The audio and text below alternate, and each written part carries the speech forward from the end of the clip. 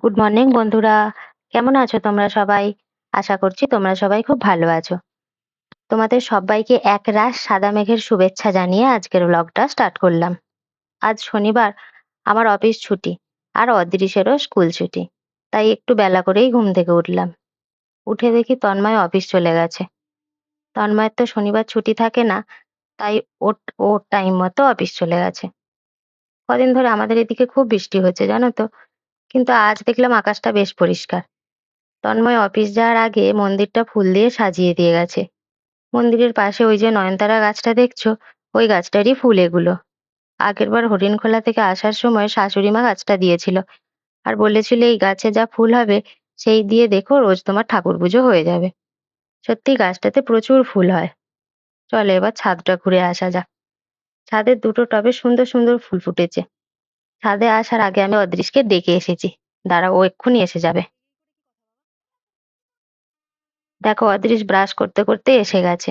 অন্যদিন তো ও স্কুলে যায় আর আমিও অফিস যাই, তাই ছাদে খুব একটা ওঠাই হয় না। আজ ছুটির দিন, তাই মা আর ছেলে দুজনে মিলে ছাদে একটু হাঁটাহাঁটি করে সকালের মর্নিং ওয়াকটা সেরে নিলাম। ছাদে হালকা হালকা হাওয়া দিচ্ছে, কি যে ভালো লাগছে কি বলবো।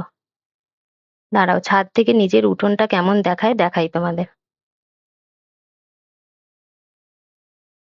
উঠোনে ওই যে আলপনাটা আছে, ওই আলপনাটা তন্ময়ের নিজের হাতের আঁকা। কি সুন্দর হয়েছে তাই না? ছুটির দিন বলে অদৃশ আজকে একদম পড়তে চাইলো না। আমি বললাম, না পারিস তো একটু ছবি আঁক।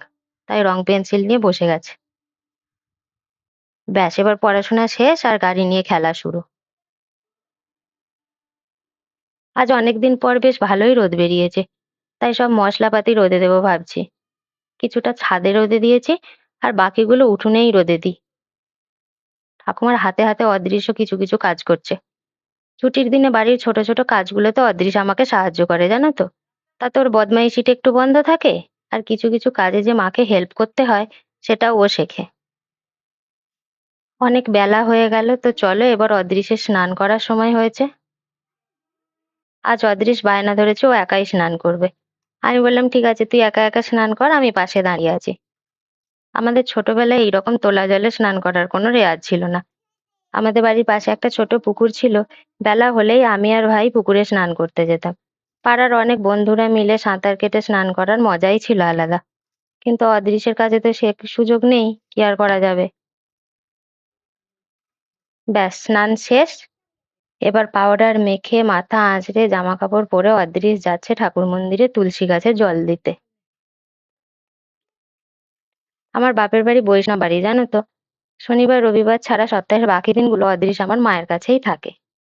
মায়ের থেকে ঠাকুর পুজো, মন্ত্রপাঠ, ভোগ নিবেদন এইগুলো বেশ ভালো রকমেই শিখে নিয়েছে ও।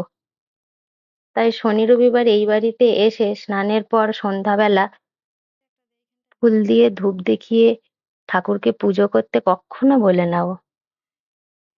তো চলো, অদৃশের পুজো এবার শেষের দিকে। আমি ওর জন্য ভাত বাড়ি।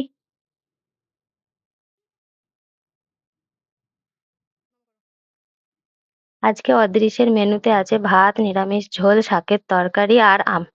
নিজে হাতে খুব ভালো করে গুছিয়ে খেতে শেখেনি এখনো। তাও নিজের হাতে খাওয়ার অভ্যাসটা তো করতে হবে। তাই আগে নিজের হাতে খাবার খাওয়ার চেষ্টা করুক, তারপর তো আমি আছি, খাইয়ে দেবো। ভাত খাওয়া শেষে এবার ঘুমানোর সময় হয়েছে। ওকে ঘুম পাড়িয়ে আমার অনেক কাজ সারতে হবে। তো চলো, অনেক গল্প হলো, আজকের ব্লগটা এখানেই শেষ করছি। ভিডিওটা কেমন লাগলো তোমাদের জানিও। ভালো লাগলে একটা লাইক করো আর একটা কমেন্ট অবশ্যই করবে। তোমরা সবাই সুস্থ থেকো, সাবধানে থেকো, ভালো থেকো। আজকের মতো টাটা।